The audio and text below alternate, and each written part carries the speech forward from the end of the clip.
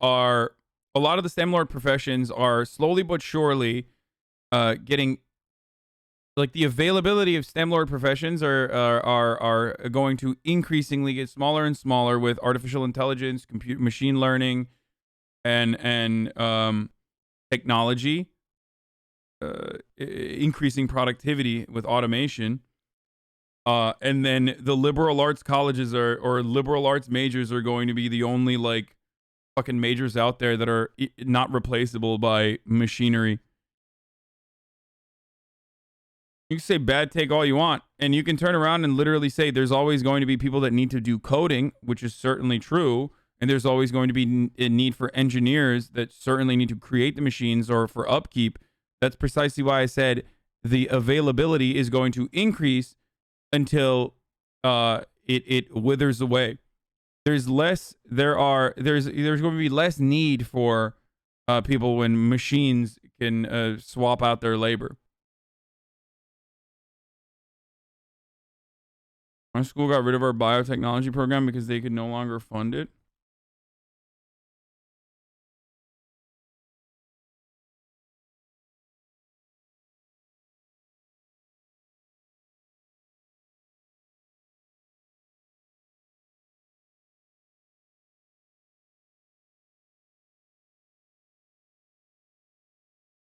STEM lords are like fuck humanities and then wonder why the like button they innocently create turns into a monster that destroys lives.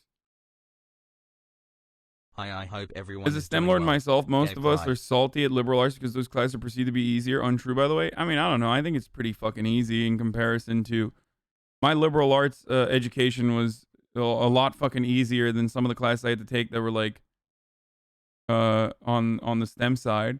STEM lords unironically believe AI will be able to produce real art. Well, ironically, they are the people that desperately need some humanities in their lives. The reason why Jordan Peterson has a fucking career is because of the lack of liberal arts education within the curriculum of STEM lords, okay? That's how you get sucked into a guy who like feeds you a little bit of fucking humanities from his like disastrously biased point of view. That's how you get to the Ben Shabibos of the world. Like,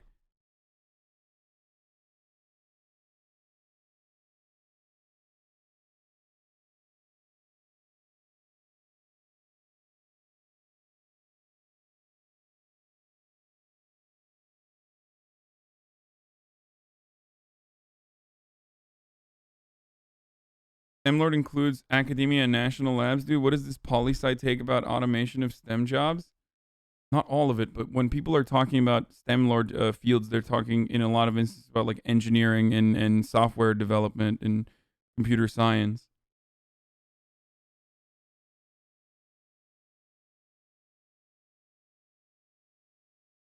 I don't think that I don't look I just don't think that like it should I'm not going to throw humanities away, and the people that are getting triggered by my take on these sorts of fields, slowly but surely withering away with automation and machine learning. Like, I still think STEM lord degrees are incredibly useful. They provide a lot of utility. The fact that the only way that you can derive utility out of your major is by what the job opportunities are as a consequence of it is already really fucked up. Like, I wish we had good government programs for things like anthropological research, archaeology, shit like that, so that all of these professions were seen as like legitimate professions and legitimate fields. It would greatly improve humanity. Same with the arts in general. I find it really ridiculous that this is the only way that we can determine whether something is useful or not is like by how much money you can make doing it. And also on top of that, like I think art schools that the only thing that's good, is if you build with fingers and adapt to the new needs in the art world that aren't NFTs.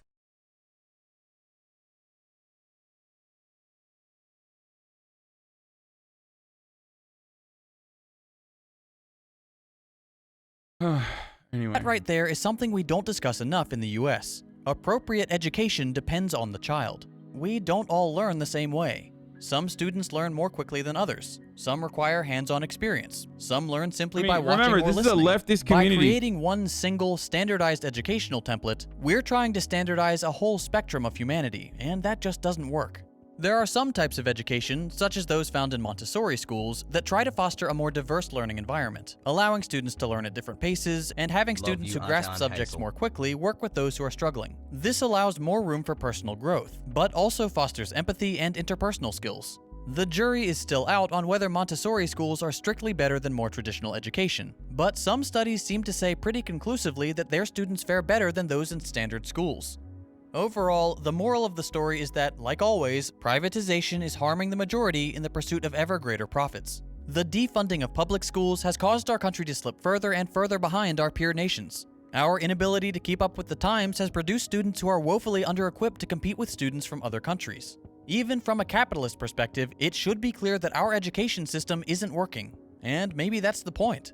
Maybe for the ruling class, it's desirable for the average American student to fail, so that they're forced to take the lower-paying jobs that generate huge profits for their executives. Whether that's the case or not, I think it's safe to say that we cannot expect the federal government to solve the problem. For at least the past 40 years, they've been completely controlled by massive corporations, and will continue to trend towards suicidal free-market non-solutions.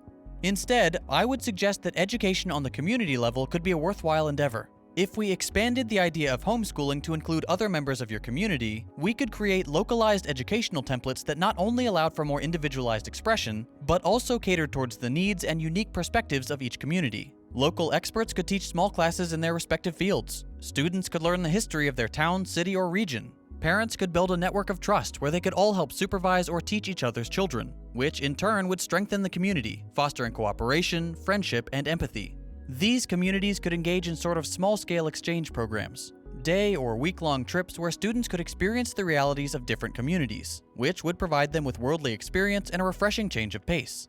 We tend to get stuck in the notion that what we have now is the only possibility, whether that's in regards to healthcare, entire economic systems, or— Bad take, who the fuck's gonna spend time doing that? I mean, you can literally incentivize people to do anything. You offer additional subsidies to farmers that open up for a day of learning in their community for the children in their community. Like 1 day a week, for example, something like that. I'm so confused as to why people are like, that would never happen. Like, it literally already happens for free in a lot of communities that people would want, or people who take pride in what they do to educate people in their community.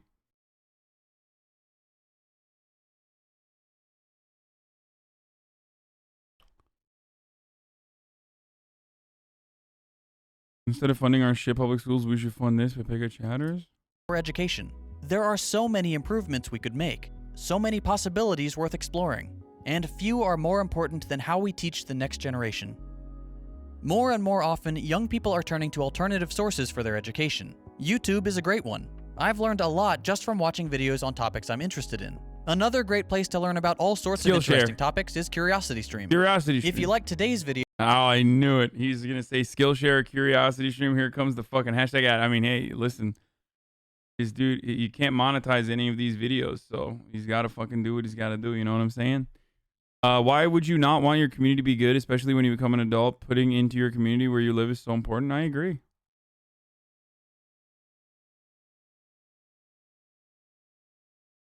How Belgian imperialism gave us the COVID vaccine? Check out this map of Africa. Back then, most of this continent had been— Okay, before we move on to this video, I do have to run an ad real quick. Second ad of the day, boys. Top of the hour every hour. Shouts out to CMAC. Here you go. We're covering Belgian news today. I changed some emotes and I'm covering Belgian news. This is crazy. What the fuck's going on? This is if we just end the day with some puppy play, this is gonna be a full CMAC day. Okay. Anyway, here's the ad. If you no longer want to see the ads, you know, you can subscribe or use ad block. You subscribe for free or with $5 subscription, but you can subscribe for free by connecting your Amazon Prime account to your Twitch account. Here's the ad. Thank you, Perezzo So Arts for the 5-tier-1 gift subs. There's a new donkey vid. Yeah, we'll get into that. I'm moving from political reacts to like less political reacts in a second. Carved up by European powers. Belgium had a big swath of Africa right here, where the modern-day Democratic Republic of the Congo is. What Belgium did in the Congo is shocking and hard to get your head around. It's terrible, in fact. But Belgium's horrendous actions in the Congo would lead to this. I would definitely take the Johnson & Johnson vaccine. The FDA has just approved a third vaccine. Let's talk about the J&J, The Johnson & Johnson coronavirus vaccine. Johnson von Johnson & Johnson. 제약 존슨&존슨과 Johnson & Johnson vaccine. The new Johnson & Johnson vaccine is Johnson a game & Johnson changer for the vaccine. fight against COVID-19. It is cheaper. It can be shipped without having to be frozen, so it's way more durable. It's made of really advanced, sophisticated technology that allows you to just get one shot of it instead of the 2 doses from the previous ones. This version requires just 1 dose. That's a big deal when you're trying to vaccinate literally billions of people. And so to understand how this vaccine that is being rolled out by Johnson & Johnson, a New Jersey-based company, how that is connected to Belgium in the late 1800s in the Congo Basin, you have to understand the story of how this sophisticated technology was developed and by whom. One man at the conference of Berlin walked away with his own private colony and showed what colonialism looked like at its very worst. This date marked the beginning of white penetration into the black heart of Africa. African sleeping sickness is caused by the protozoan parasite Johnson & Johnson, the most trusted name in surgical dressing. I am trying to reach you about your car's extended warranty. Let me tell you a story of one of the most insane and horrendous versions of European colonialism in Africa. The 1880s and 90s. Bro, leftists, stop being fucking weird challenge, okay? Yeah, I know he's like spreading World Economic Forum propaganda, okay? Just please, I know, okay? I got it. Like, just dial it back, okay?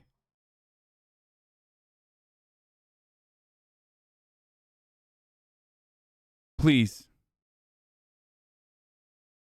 Just fucking scale it back.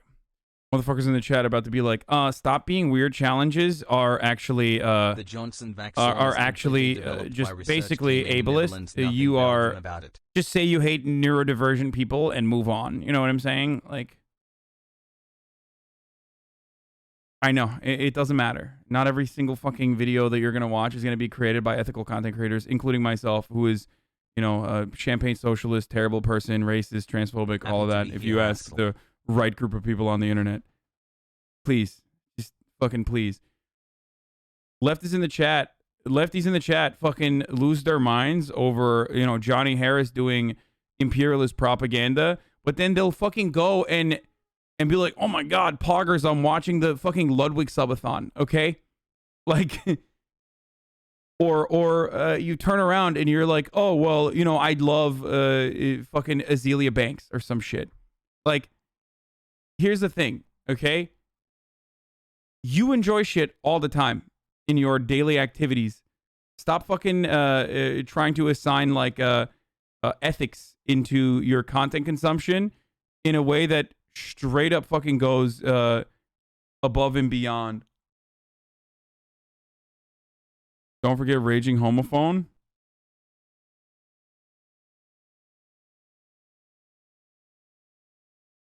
I think we should have a... Why don't you cover Portugal imperialism? Portugal news. Wait, what's wrong with Ludwig? Nothing is wrong with what Ludwig is doing. What I'm saying is, like, people get mad and will say, like, Hassan is a fucking disgusting capitalist. I hate it. I hate what he's doing. But, like, and I have no problem with what Ludwig is doing, and I've said this before, but, like, he's very good at branding himself as a mogul, right? And I really respect the stuff that he does in that field. Just bait, brother. But then people will like literally fucking be like, I can't believe Hassan is selling merch. But then they go out and they buy Mogul Moves merch, which there's nothing wrong with, because Ludwig is just like literally presenting himself as a mogul. So apply that same consistency to you know, what your the way that you are, the way that your expectations are.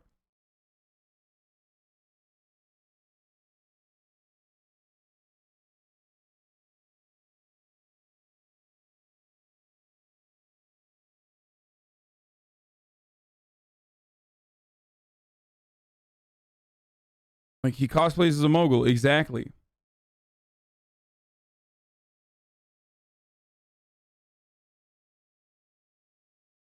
I love I capitalism. think you made up a guy, It gives my me guy. the freedom to show people what brands I best identify with. The point is, everyone has problematic faves. Ludwig's not even problematic in any way, but everyone tries to maintain ethical, maintain like a ridiculous standard of ethics in their content that they're consuming, while literally in their daily lives will never actually do that. Do you understand?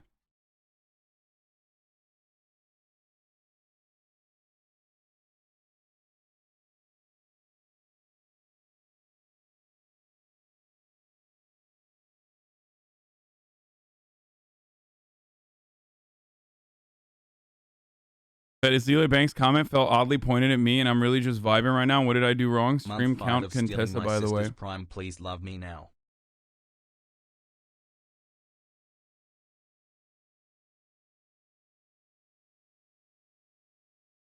Fuck it, I'm saying it. Being chill is nearly as important as being a leftist. I agree. You should be chill.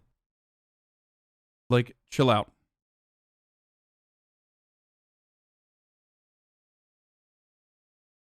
I don't know about you, but I've never taken money off the World Economic Forum. Might just be me, though. Dude, I'm not even saying that, like, fucking... The first thing I said when I watched the Johnny Harris video was, this video is kind of weird. It literally seems like weird fucking propaganda. But, like, bringing that up over and over again when we're watching another Johnny Harris video is so strange to me. Like, yeah, I know. Just chill the fuck out. Yeah, I literally called it out before any of you motherfuckers saw it. So what are you talking about?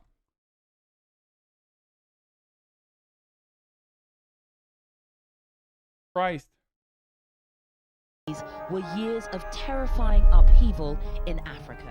It starts with this guy, King Leopold II. He was the king of Belgium. And by the way, this wasn't like 300 years ago. This is like the mid to late 1800s. King Leopold, more like Belgium wasn't a big player in the colonizing game, not like France and Britain, but Leopold sort of wanted to be. He wanted to be a big boy imperialist nation, and so he actually went to Spain and Portugal, whose empires were sort of declining at the time, and offered to buy some of their colonial possessions.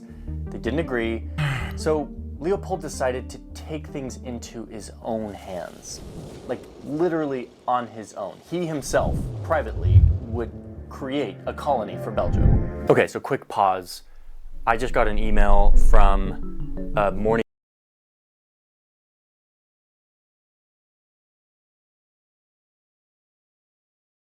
talk about what is going on in the Belgian Congo.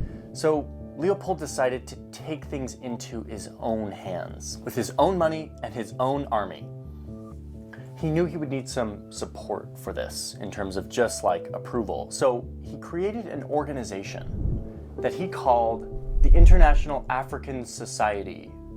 Leopold builds this organization and says that it's meant to be a research and philanthropy organization with a mission to explore the world for good and for science. But soon, Leopold would use this organization to get his wish of being a big boy colonizer. It was 1884 when a bunch of the European and Ottoman and American powers who were colonizing Africa got together, and they decided that they needed some sort of unifying policy of how they were going to go into Africa, how trade was going to work, but they wanted to work together as they carved up the continent of Africa. Leopold gets up at this conference, it was in Berlin, and he says, listen, I've got this organization, I would love to take this organization of mine and go and take over a huge swath of Central Africa. And everyone's like, you mean like Belgium's gonna go take over the Congo? And he's like, no, not Belgium, me. I'll do it with my own money. And the European powers are sort of like, okay, like how much harm can one guy and his NGO do going into Congo? So Leopold gets his dream. He gets international approval to go take over a swath of Africa that is 76 times larger than Belgium. He would call his new private colony the Congo Free State. Well, you know what happens next. He doesn't improve the lives of the people. That was never his intention. Instead, his army quickly gains control over the local population and starts to use the locals to forcibly extract raw materials from the land of Congo, mainly in rubber, whose price was going up during the Industrial Revolution, and in ivory. He would put these quotas on the local people that they had to get a certain amount of rubber. And he would instruct his army that if they didn't bring back their quota, that they were to go remove their hands or limbs. This is everyone, men, women, and children who are being forced to work for King Leopold and getting their limbs removed if they don't meet the quota. So Leopold starts extracting huge amounts of wealth from the Congo. And he uses this new money to build big, shiny things back in Belgium, including this big, beautiful park and archways that I used to bike past all the time when I lived in Belgium, or this beautiful train station in central Antwerp. Wait a minute, that train station looks kind of familiar.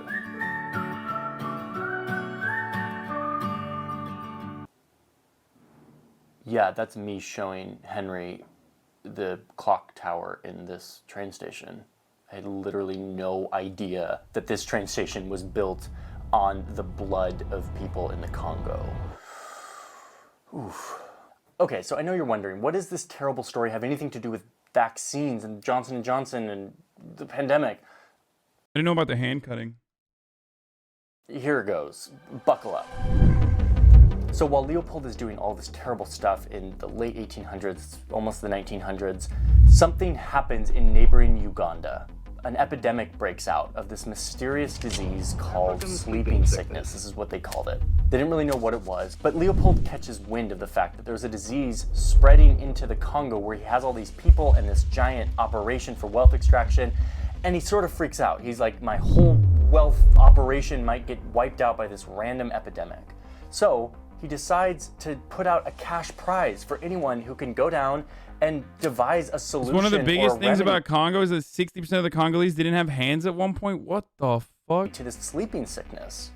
And then he starts to invest in actual researchers and scientists to go down to the Congo and start studying tropical diseases to make sure that nothing catches him by surprise and wipes out his operation. Okay, well, eventually the world catches wind of all the terrible things that King Leopold II is doing in the Congo, and they start to mount pressure against Belgium, the country, and the actual government of Belgium to put an end to this.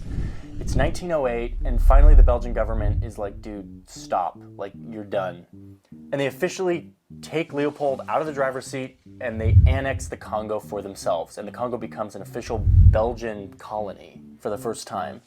But these scientists and researchers who Leopold set up to start looking into tropical diseases, they didn't leave. They stayed. They kept doing this work, and they actually started to make some really important breakthroughs. They established an official state-run organization called the Prince Leopold Institute for Tropical Medicines, an institution that was leading the world in understanding tropical medicines and teaching research and study about this topic. This organization was based permanently in the Congo as well as in Belgium. Fast forward a few years and the Congo officially declares independence. For the record, this is why, like, when you go to tribal regions, like, they still perform the celebrations of, like, you know, picking up queens and kings or fucking royals with, like, carriages and shit like that. Like, because the cultural footprint of imperialism is a part of their entire lives now. Like, that dynamic has not been overturned or abolished in any meaningful capacity, and that's precisely why, like, I find it really weird whenever people say, like, well, it's a part of their culture now. It's a part of their culture. It's like, dude, I know, but, like, what the fuck? Like, how do you not recognize it? How do you not recognize that this is only a part of their culture as a consequence of? This is only a part of their culture as a consequence of, like, such horrific devastation. Like this? Yeah, that's precisely what I was talking about. Yes, exactly.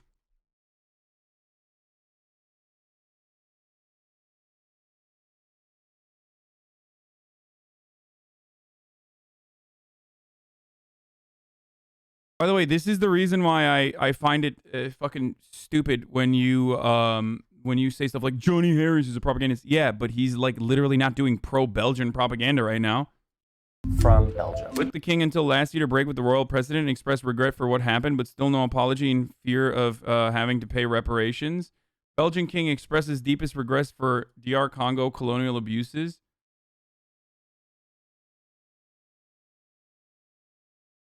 This is the first time a Belgian monarch has formally expressed remorse for what happened during the country's colonial rule. The remarks, however, fell short of an outright apology. Oh, okay. Well, you know, hey, my bad, bro. Is this like the fucking twit-longer version of royalty, where you just like throw out a twit-longer where you say like, I'm sorry for you being offended. Not for my actions, but like, my bad, didn't think you'd be offended when we cut off the hands of like a significant chunk of your population. Wish I had found you sooner, but I am glad I'm here now.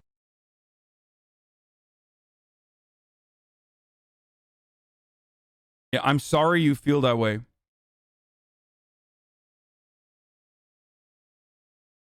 He was just having a bad day. Yeah, exactly.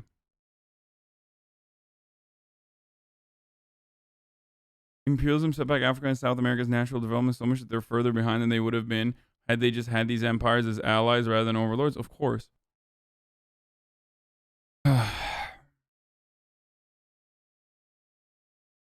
That's why I thought it was so weird when like people in Europe were saying like, why is BLM a thing here during the George Floyd protests all around the world, that inspire protests all around the world. Like, I found it so strange that like people in Europe were like, well, we don't have like issues in similar ways here.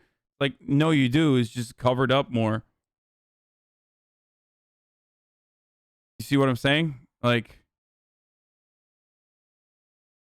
political independence from Belgium, control of the entire Congo was turned over to what is called the Central Congo Government, with headquarters in Leopoldville. By this time, all of the holdovers from the King Leopold days are sort of gone, and now the Institute for Tropical Medicine is actually like a legitimate institute that is doing groundbreaking, cutting-edge research and study on all sorts of pathologies and viruses and parasites and diseases in this region. They're basically leading the world. We have no reason to believe that this was racially motivated. He was just addicted to wealth. Dude, are you silly? The racial motivation stems from the fact that the racial motivation is the justification for. It's a joke, right? He's joking, right? He's just, it's a joke. It's got to be a joke. I'm not even going to take it seriously. Okay, it's bait. Okay, Jesus Christ. World in tropical diseases and understanding them. I didn't understand it for a second. They moved their headquarters from Leopold's house in Brussels to the city of Antwerp, where that beautiful. It was a bait. Oh, it was a sex addiction bait. And they sort of turn into like a school, like an institution where they're training researchers to then go out and work in the real world. Okay, so here's where it starts to really connect with modern day. You have the Institute of Tropical Medicine, which was effectively built from King Leopold's operation in the Congo. A lot of the researchers and students from the Institute of Tropical Medicine were graduating and moving on and joining particularly one pharmaceutical company that was a Belgian pharmaceutical company that was down the road from the Institute of Tropical Medicine. This pharmaceutical company was called Janssen. And as researchers from the Institute of Tropical Medicine joined Janssen Pharmaceuticals, they continued to do that groundbreaking work around the world, developing many of the medicines that the WHO considers essential medicines. Vaccines, serums, medicines, and drugs. They continue to do work in the Congo, for example, where just recently they developed the vaccine for Ebola in the Congo. A Belgian doctor was part of an international team that was called to Yambuku, in the heart of the Democratic Republic of Congo. This is their old stomping grounds, where so much of this understanding of different viruses and parasites and diseases was founded during the King Leopold days. But instead of the colonizing efforts of the early 1900s, now these institutions are actually doing really good work and actually saving lots of lives. In 1960, Janssen... Okay, I just gotta say something here. Johnny Harris is the ultimate. Johnny Harris is the ultimate I did it semester at sea guy, okay? Like, he is literally the archetypical I did a semester at sea sweaty guy. Like, his entire brand literally revolves around this. If you know what I'm talking about, if you've ever encountered someone like this, you know exactly what the fuck I'm talking about. You might even be that person. Okay? That audio editing is fucking awful. You can't level pharmaceutical, which is the full of all semester these abroad Institute is another version of tropical that. medicine researchers, gets purchased by a New Jersey company called Johnson & Johnson. Made only by Johnson & Johnson, the most trusted name in surgical medicine. And yes, this pharmaceutical company, Janssen, which is now a division of Johnson & Johnson, was the actual company that developed the miracle COVID-19 vaccine that is saving the world today. Today, Janssen Pharmaceuticals. He's the type of dude that I'm talking about, like literally studies in Barcelona for one fucking semester and then comes back and is saying like, I was in Barcelona. Like, that's what I'm talking about, okay? That's the type of dude I'm talking about. Part of healthcare giant Johnson & Johnson announced this. The chairman of Janssen, by the way, is a graduate of the Institute of Tropical Medicine. Their long legacy in the Congo and their focus on scientific research around tropical diseases is what gave them the capability to be able to step up to the task and create a vaccine for COVID-19. In other words, this led to this, led to this, led to this, led to this. The first J&J doses expected to go into Americans' arms within 24 to 40. Pog, dude, colonialism, in the words of Dave Chappelle, colonialism rapes, but it saves? Is that what's going on here? Again, we think it's really important for our country and the world. Okay, so I know this sounds like I'm doing some sort of like expose on Johnson & Johnson and Janssen and their like dark past. I'm not. The work that they're doing today is amazing. It is saving so many lives. The Institute of Tropical Medicine is like an amazing public health institution that does really, really useful work for saving many lives around the world. And yet, when you trace back the roots of why this institution exists and the original motives for it, they're pretty f***ed up.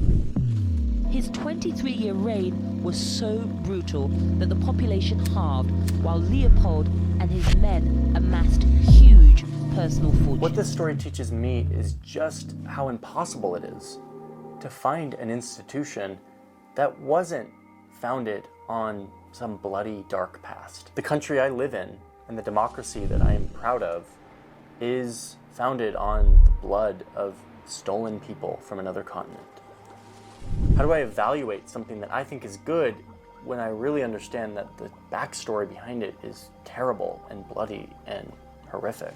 The fact that a life-saving game-changer vaccine has a legacy. I don't think he's justifying it, by the way, guys. Don't be ridiculous. He's like very clearly not justifying it. He's just talking about like the dark and very cruel and very inhumane past that all Western nations oftentimes overlook. That is based on a greedy, horrific king massacring a bunch of people in the Congo is a really uncomfortable tension. But if you look close enough, it's one that exists in nearly everything around us. Like, I wonder if one day we will look back at, third world exploitation under global capitalism as in a similar capacity, like we do currently at slavery, even though fucking slavery still exists as well. Probably not. It's kind of like, shitting on child labor and saying like, oh man, we've evolved beyond it, while simultaneously still engaging in like some form of child labor.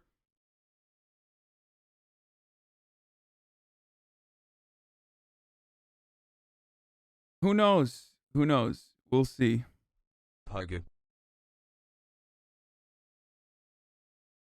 No, he's not saying it's a mixed bag at all. He's saying that, like, sometimes videos don't literally have to... Listen, sometimes videos don't literally have to have a message, whether it's like, it's not good that the vaccines come from... The vaccines, like, throw them away because they came from fucking is such cruel and inhumane actions taken against the people in the Congos. And he's not saying the opposite of it either, which is like, you know, we cut off a couple hands in the Congos, but like also we got the Johnson & Johnson vaccine. Sometimes you just describe things as they are, okay?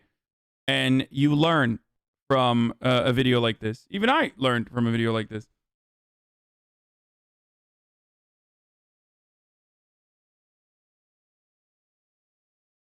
You won't. Nobody really cares about us in the third world. We're just a fake talking point used by libs to say communism is a dictatorship and the left a virtue signal. Yeah, it's all communism. Third world exploitation is a consequence of communism. Oh.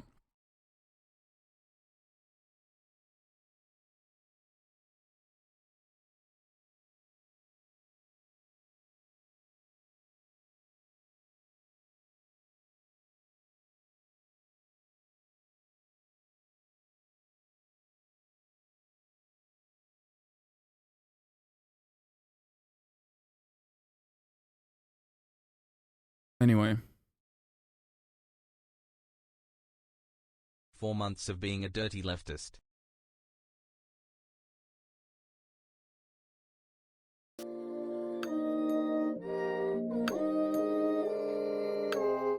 Tom Fox made music for this video. You can license his music or get him to compose custom stuff for you at tfbeats.com. I already saw the new Hannity. The hand taken was really due to ammo restrictions on the population. 1 hand per round spent to prove workers weren't hunting food or uprising, not just to meet production requirements. Jesus Christ. 26 Tom Piker, a months charisma god? I don't want to watch that video, man. Here, let's move on to some more fun stuff now that we've done. Like, so low right now that people are playing Valorant. Overwatch 2 will undoubtedly become the big game when it launches, but are we going to be playing this game for a couple weeks or a couple years? Overwatch was a great game. Great game. I put over 1,000 hours into Overwatch, okay? That being said, if Overwatch 2 is a couple new maps and some heroes, I will be very disappointed. First, let's talk about the new co-op. okay, so get ready for disappointment then. What the fuck? From what I can tell, co-op is the primary focus of Overwatch 2. Like I said before, the most interesting part of this game to me is the roster. You have all of these different characters with different play styles, and I think by focusing more on PvE, you can really get more creative with character abilities and making every hero feel broken in their own way. Remember when Overwatch first came out and Roadhog could hook players that were playing on different maps than him? He could throw that dumbass hook around corners, and then once he pulled you in, he could just one-shot you. It was hilarious. It was awesome, and it was insanely broken. What's nice about PvE is that you can allow characters to be broken and really focus on empowering the player. During BlizzCon, they showed off this new skill tree feature. It seems like the overarching goal of the co-op mode is to level up each individual character, and as you level up, you'll get to select talents on the skill tree, like my favorite games, Warcraft and League of Legends. If the talents on the skill tree are some bullshit like do 10% more headshot damage or move slightly faster, I don't think that is going to motivate anyone to level up. But if it's goofy shit, like this boulder move that Mei has, that is awesome. That makes me want to get Mei to the max level now. The talent they showed for Reinhardt, though, seemed a lot more subtle. It makes it so his shield heals him when it has over 50% health, which it doesn't sound super exciting, but it does incentivize you to use the shield, and I think this is one of the areas where Blizzard really needs to step it up, is practicality. Overwatch 2 needs to be developed around how players actually play Overwatch instead of developing the game around how you're supposed to play.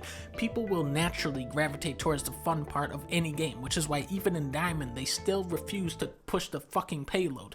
Why won't anyone push the payload? Because it's boring. Why do people on defense always overextend and get caught way out? Because they want to get kills, which is fun to do. The solution isn't to embrace players' selfish instincts, but instead to trick them into playing like a team with selfish rewards. What's pivotal? About the only info Blizzard has given us on the new PvP is that tanks are going to be more like DPS, healers are going to be tankier, and DPS are going to be faster. These changes sound like a direct response to roll queue.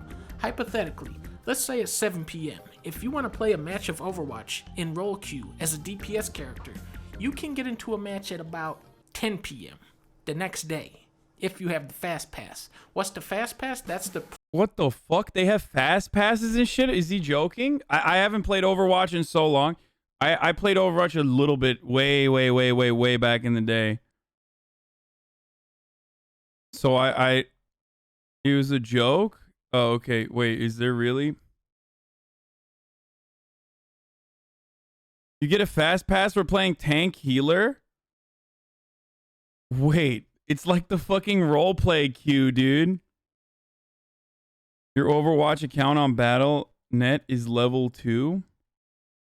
No, I played it on this is embarrassing. Wait, I played it on PlayStation. I don't know if it like I don't know if it was the same fucking. Wait, did I play it on PlayStation? Where did I play Overwatch? Not on stream. Like this was way back in the day. I think I might have played it on PlayStation. It's been so long since I've had a PC that I forgot. Like I literally fucking forgot that I used to play FPS games exclusively on an analog. Like on a controller. You played it 1 hour on stream? No, that's not what I'm talking about. Prize you get for playing tank. If your PC account is level 2, then you had to have played it on console. I think I did, yeah. How will I see? How will I wonder if I can find what my fucking PlayStation account looked like for Overwatch. Because nobody wants to play those roles. Why not? Because all of the fun characters are DPS, which is also more than half the roster. Fast Pass is a practical solution to excessive role queue times, which was in turn a solution to... Can you not be Hanzo, dude? Hanzo, will you please swap? Yeah, I don't know if we need a Hanzo. Could we not have a Widow? Can you not play Bastion so you can kill? It didn't take people a long time to suck all the fun out of Overwatch. It went from being the game with all these unique characters to the game where if you don't pick the one right character, you get yelled at by some weirdo. Make no mistake, there are good characters and characters that are virtually useless, but once people started caring about which characters were good, you saw Overwatch start to collapse. Tracer, she can dash around, her pistols make this cool sound effect, and she can rewind time. Now we mention it. She is one of the most fun, exciting characters in the game. In 6,000 matches of playing Overwatch, I have seen 5 people do good on Tracer. Overwatch 2 is not... No, it's not showing up. It says no PSN data available for Overwatch. For my PlayStation name. Where did I like imagine that I fucking played Overwatch? Like I don't understand. Yeah, it is. Wait, is it? Oh, it's because it's private. Yeah.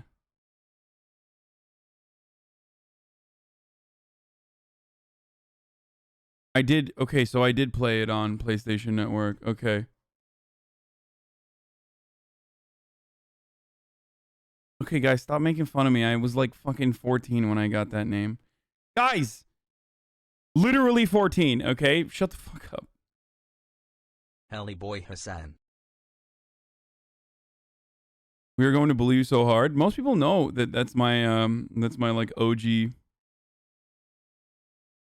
No, the name, the fucking PlayStation Network name was acquired when I was like 14. Okay? The gamer tag is incredibly fucking old. And not only is it incredibly fucking old, but I don't even know. This game came out 5 years ago, 14. No, guys, the fucking name, the PlayStation Network name is still when I was 14. I just kept it. So,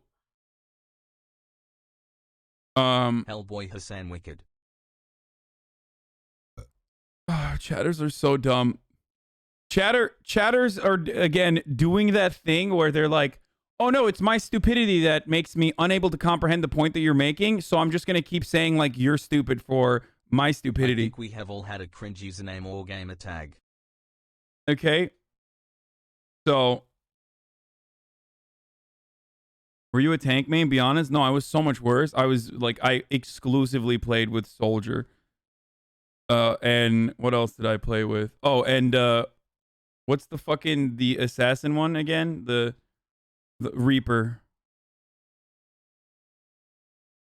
Yeah, Reaper. Reaper is my favorite. And sometimes I would yeah, Reaper was my role playing your name. Yeah, Reaper was my favorite. And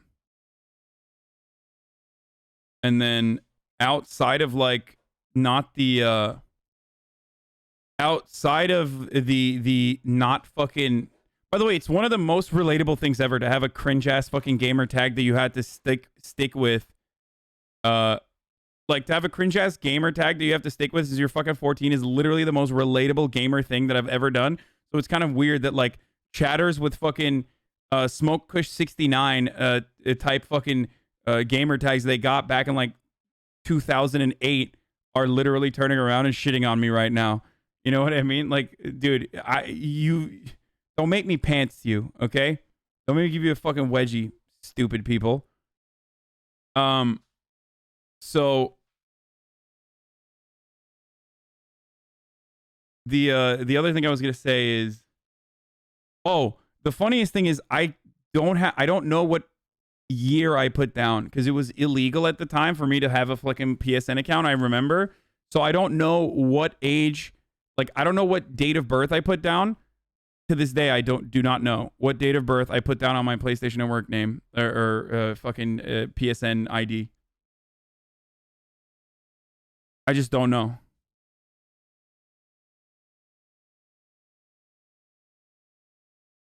The second part of my nick means the tip of the penis in Finnish. What? Perska? PSN illegal in Turkey? No, this was in America. Your account was most likely created at 2006, 2007. Yeah, I wonder if there's a way to find that out.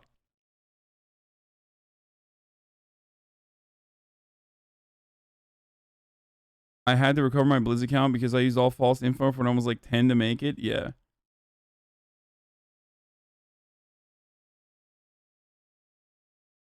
What? Why are you fucking... What the fuck? Why would I look at that? It was either a cringe gamer name or a cringe Hotmail account. Oh yeah, I had a Hotmail account for a very long time too.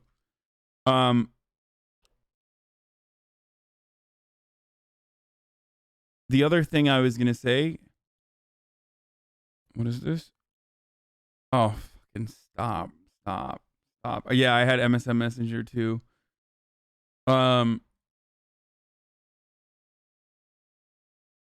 Fuck, I'm forgetting the thing I was gonna say. Hold on. No, it wasn't hellboyasan at hotmail.com. Hold on. Stop. You actually can change your PSN ID for free through PlayStation.com. Mine used to be Dead Mama Cork because I didn't want to have any numbers in my name. Wait, no, PSN doesn't let you change your name, I don't think. They've never let me change my name. I'm totally forgetting what I was going to say. Were RP rooms / chats on MSN Messenger where you first develop your RP skills? No, I never did that in MSN Messenger. They do now? Oh, really? Like, since when? They must have added it, like, literally last week or some shit. Because I remember a couple months ago I tried to change it, and I still couldn't, I don't think. There's a late PS4 update. It's been like 2 years, really? I feel like I tried changing it. Anyway, these Zoomers don't know about AOL chat rooms. I never did. I never did AOL. The other thing I was gonna say, did you create your PSN back in the PlayStation 3 days? No, I created my PSN in the PlayStation 2 days. I'm pretty sure. Not even on the PlayStation 3 days. When PlayStation 2 had like the first time. I never went online on the PlayStation 2 though, so I don't think I might have. Wait, hold on. Let's see. Account Sony Entertainment, profile, account details. Really? Let's see. Let's see if I can log in right now.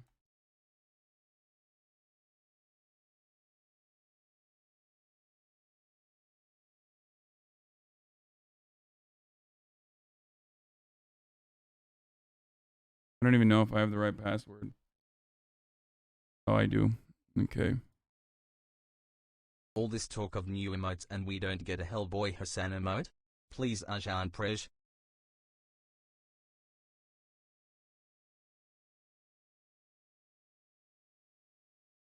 I have to one finger it, dude. It's so funny when I'm like, I'm so fucking old, dude. I'm such an old guy. Okay. Where is it? Where would it show my like transaction history or something? Like where would it show the details? Chat.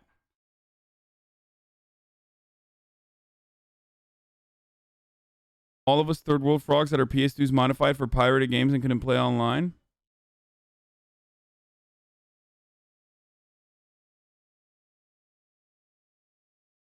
I don't think there is account settings. I don't think so. I'm on there right now. All right, let's look at my profile.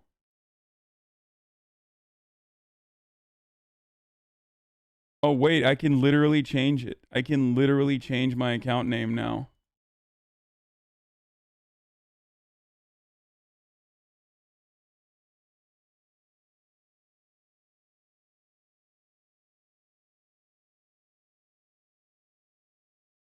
Five months PogChat is the best hassle.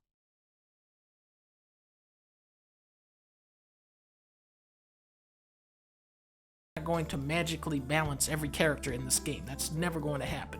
There but is Blizzard, no real reason the alphabet seriously, should be in any particular is this the best order. you can do? Widowmaker is one of the worst characters in the game. No, don't even try to argue. Everybody knows Widowmaker sucks. So here you have this horrible, terrible, unplayable, garbage character called Widowmaker. 6 months. What does Blizzard do? They give her the worst ultimate in the game. They give the worst character in the game the worst ultimate in the game. Then you have Junkrat, one of the best characters in the game. Here is his ultimate. Fire in the hole!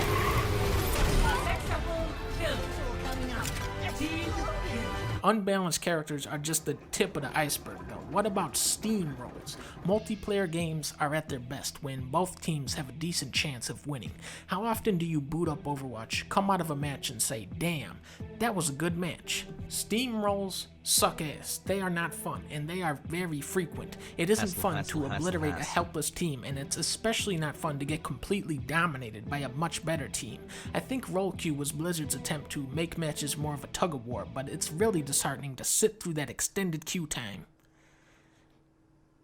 just to play a 40-second steamroll match anyway. Nearly every Overwatch match is decided by positioning and timing. Can your team sync up good enough to push? Can you get your flankers and your front line moving in at the same time? What the fuck?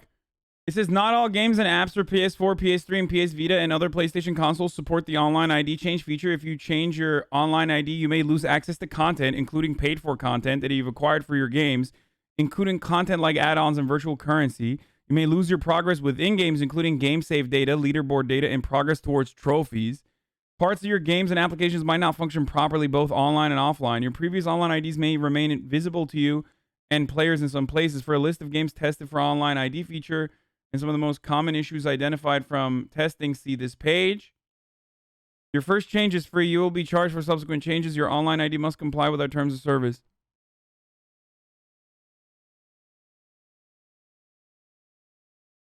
Okay.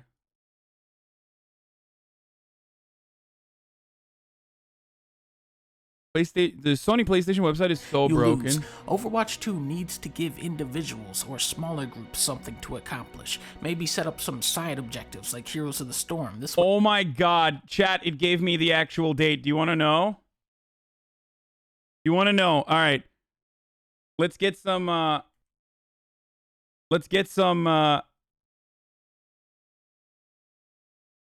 do you want to know when I got it? When I got the ID?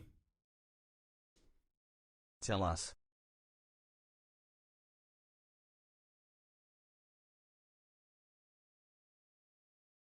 June 21st, 2007.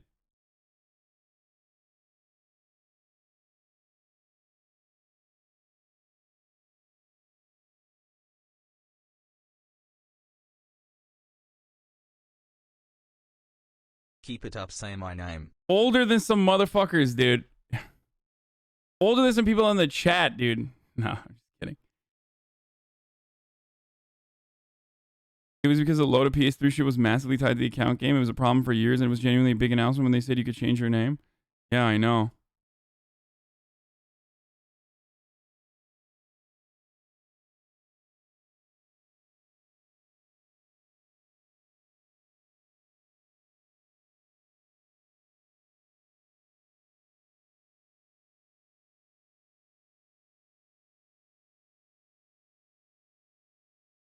By the way, shouts out to whoever the fuck took the Hasanabi PlayStation Network name. Thank you. That I just can't have my own name anywhere. So that was pretty cool. For the record, I just wanted to say thank God that you did that. Fucking assholes, dude.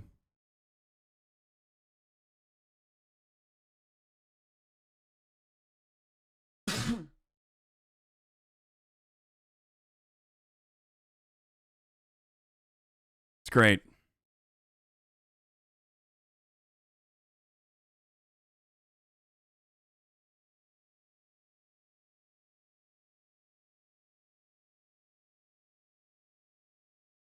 Way you can alternate between objectives and force teams to move around and adapt instead of just tunneling through one choke point the entire match. I think you can sidestep a lot of the issues that Overwatch has with the co-op experience. However, people don't seem very excited for co-op. When you say co-op shooter nowadays, people think Destiny, Division, Anthem, Fallout 76. It doesn't inspire a lot of confidence. But what if I said Overwatch meets Left 4 Dead? See, now you're like, okay, Dunk, go on. The co-op in the original Overwatch was a gimmick. It was something you played once, you went, oh, that was kind of neat, and then you never touched it again. The intensity of the PvP wasn't there. The AI robots felt like they were just spawning in to die. They would just walk to their spot and stand there while you destroyed wave after wave of them. You look at something like Doom, the enemies are so engaging because they're all bouncing around the map in their own way. If you get too close, they'll whack you. If you run away, they'll chase you. Overwatch, the enemies are like Big Yoshi. They're just sitting there. In the new Overwatch 2 video, Jeff Watch said, and I quote, yeah, we know the AI sucks ass, but maybe it won't suck ass. Wait, what the fuck? Hassan Piker PSN played 1 minute ago, updated 1 minute ago. Okay, so, well, this is not me. I don't know who the fuck this is.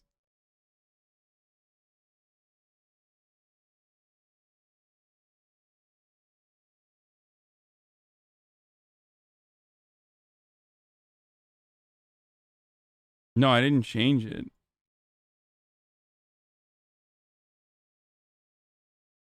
Probably someone just changed it. I bet they literally just did it. Yeah, someone in here is just like, huh, lol, I'm gonna get him. Let's fucking go 2 months. Love you, Hussein. Haspoggies has pog.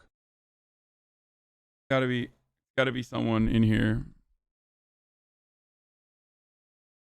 Later, they're showing all of these different types of enemies. It could be someone with the same name as you. No, it can't be because my last name is so uncommon. Like there's my last name is like purposely uncommon, and the surname Revolution my grandfather chose instead of a very common last name that his family had, which is Bekirolu.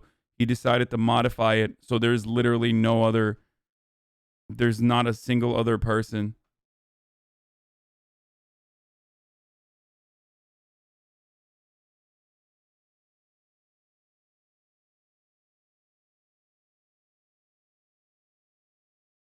Guy and the bomb doggy and the smoker. There's a little clip of Lucio blasting robots. That's why it literally sounds. They showed this badass technology where you can shoot robots into each other. You can shoot the legs off of a robot. They're saying there's going to be 100 different co-op missions. There's a lot to get excited about, and it's getting easier now to imagine the incredible game Overwatch 2 could be. But what it could be or what it would be, Jeff Watch, make your move. Bye-bye.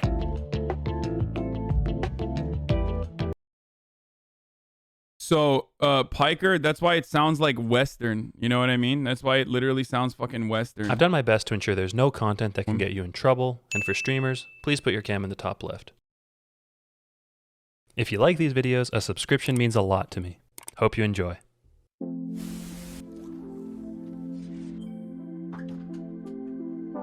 Why don't you use this?